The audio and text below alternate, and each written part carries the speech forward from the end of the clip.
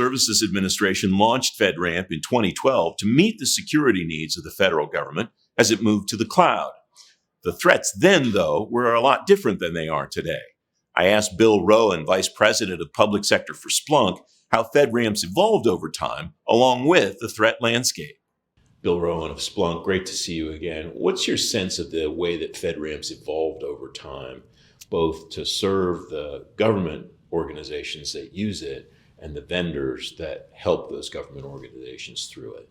Well, Francis, first, thank you for having me. It's always a pleasure to join you. I think we've seen quite a great deal of evolution over the time of FedRAMP. Clearly, there are a lot more companies that are now going through the FedRAMP process, whether it be moderate, high, or even on the DoD side, impact level 5 and 6.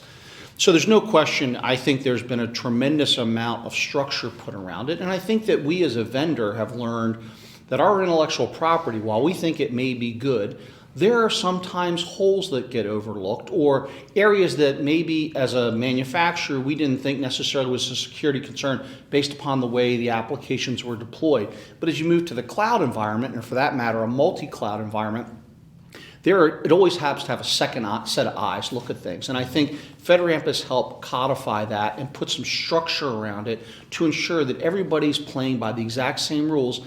And as a taxpayer and as an agency, this is giving us a tremendous amount of ensuring that everybody's got the controls in place that we can ensure these environments are safe. I would also add, at Splunk, we see a significant number of our enterprise customers wanting to use the FedRAMP environment, financial services, healthcare, PII data, where they think an extra set of controls or the controls that the FedRAMP office has implemented, they feel better about having their data in that type of environment versus a non-FedRAMP environment. It's interesting that it's become a benchmark, not just for the federal government to use. A lot of discussion here about what states are doing with FedRAMP, and now to hear that private sector organizations are looking to the federal government for a kind of a platform, a clearance of cyber levels of security is pretty interesting. Yes, and in fact, since I've come to Splunk, we've gone ahead and applied for and received our state ramp accreditation.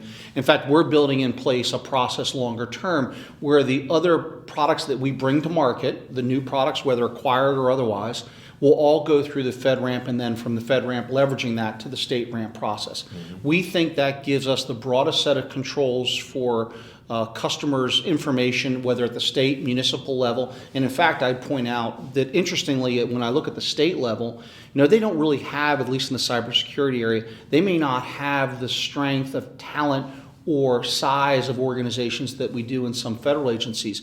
So we see a significant amount of the business from the very, very beginning moving to the cloud, and state ramp only helps give them the satisfaction and the security that they're following the best controls out there. For many years, the companies that either are part of the process or would like to be part of the process have talked about the speed or lack thereof to get through it. This is the first conference or first gathering of people, I think, where I've heard kind of a critical mass of government people saying the same thing.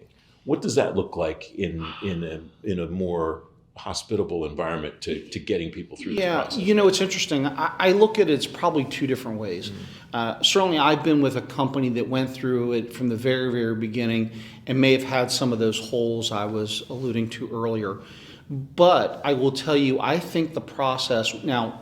See, inside of FedRAMP, you have really kind of two different paths. You have the jab, where you can go with the customer being your sponsor.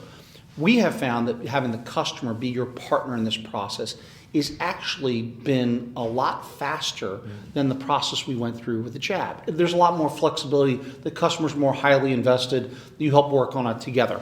I get the concern, but I think that if you're going to do business in the federal government, or for that matter, the state government arena, I think it's fair to say we're going to demand very high standards.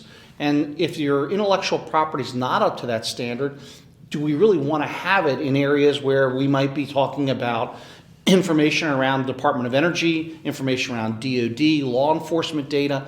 These are all very important issues. And so I think that while the process, in my opinion, has gotten a little bit better than it has been, I will tell you that I think it's the right type of rigor and controls we put in place. I'll point out one other quick item. I think for those companies that had their intellectual property developed in one of the hyperscalers to begin with, Microsoft or Amazon most notably, they've built a lot of their data centers and a lot of their operations to the FedRAMP standard to the very beginning. So if you're deploying a cloud native app in one of those environments and it comes time for FedRAMP, the chances are you're going to inherit an awful lot of controls that have been in place from the very beginning. And that's accelerating the process, actually not slowing it down. It's great to see you again, Bill. Thanks for your time today. Francis, always a pleasure. Thank you so much.